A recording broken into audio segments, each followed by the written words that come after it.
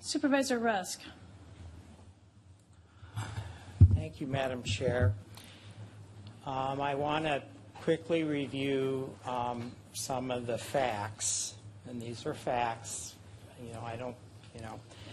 The 6th and 7th floor of this building includes, that's maximum security. We've had the sheriff, fine, we'll close down maximum security and we'll get rid of the safe, unsafe, and terrible conditions up there. Then what happens? Where do the 350 people go? They have not been deemed safe to be out in the community. They are in maximum security. There's shipping. And so, okay, we were really worried about how unsafe it was up there, so maybe we should just close it down and ship them. And then, we wouldn't have to worry about anybody dying. Well, guess what? Nobody wants our 350 people in solitary confinement. They won't take them, and they would, and even if we could find jail space for them, it's millions and millions and millions of dollars in shipping, which we had before Sheriff Mahoney was elected, and we put people on electronic monitoring. Okay, so we've had some testimony tonight that people understand how unsafe it is, and that's true. It's so unsafe that we couldn't even increase the county's insurance, and we've been working on this issue for a decade or more, and it's just a matter of time. The money that we're spending now is just a temporary Band-Aid, and we have it in writing. We had the consultants here. And if we don't do this, I'm sorry people object to my emotionalism about this, but we do have 40 people per day with mental health issues in solitary confinement right in this building, and there's a little bit over there. And it's terrible when they can't go to Mendota anymore most of the time. They end up going to Winnebago, and I agree that's a terrible place. And I read all those emails, and I didn't know how to respond, but I did read them all, and it was, whatever. But they're not going to go to Meriter. They're not going to go to UW Hospital. They're not going to go to Mendota. They're going to be here with us. The sheriff he doesn't have the ability to say no. I wish he did. So these are folks that Supervisor Rusk, we have just a moment. Sure. You asked that we talk about this and discuss it. That's what's happening, and I'd appreciate it if you'd listen while Supervisor discussing it as supervisors listen to you.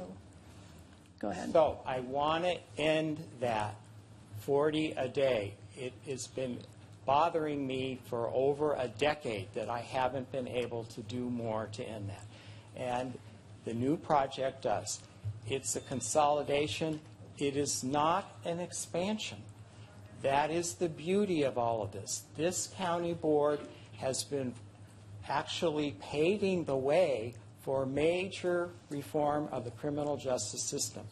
And the key thing that we have to do is the restoration court, and we need thousands of people that go in the restoration court. Supervisor Stubbs has got it going, and we have all of these problems expanding it, and that will make a difference over time. But if we don't do anything, somebody's going to die, and the county taxpayer, the amount of money is going to be humongous that we're going to have to pay for that, and that comes out of human services, most likely, where else, and then we exacerbate the problem. And, so the modern health care beds that we need will come in this project. We also consolidate, and we don't increase GPR spending that much. There's a little bit of a bump in GPR spending, and that's good. It's capital borrowing. We have a $6 million contract for mental and regular health in the Dane County Jail, which this board did. I remember way back when we added $600,000 in one swoop to that contract so that there would be 24/7 mental health in the jail. It's not as good as it could be because of the fact that the conditions are so bad and it's not proper health care beds. So I'm not going to speak for, and the issue of the jail bond, we've gone over that again and again and again. We even had a jail bond fund. It didn't work very well. We need to do more work in that area, but it's just not true that there are hundreds of people in our jail because they can't afford to pay bail. Now, there's somewhat helpfulness in all of this, and that is the change in the judiciary. When I was first elected, it was just after the courthouse was built, and I went to task immediately with the judiciary because they didn't put any child support attorneys in the courthouse. And I got off to a very, very bad start with the judiciary, and one of the judges, if I see him in a social event, he's retired now, still runs to the other end of the room. Okay, well, I'm okay with what I did. But that is changing, and we are getting better judges, and the fact that it's 91 beds less is going to force additional reform of the system.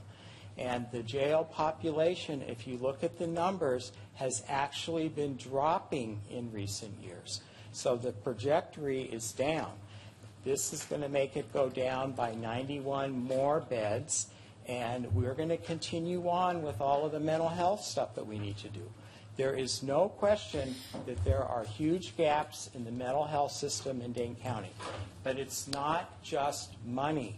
We spent $34 million on adult mental health, so it's not just money. There's problems.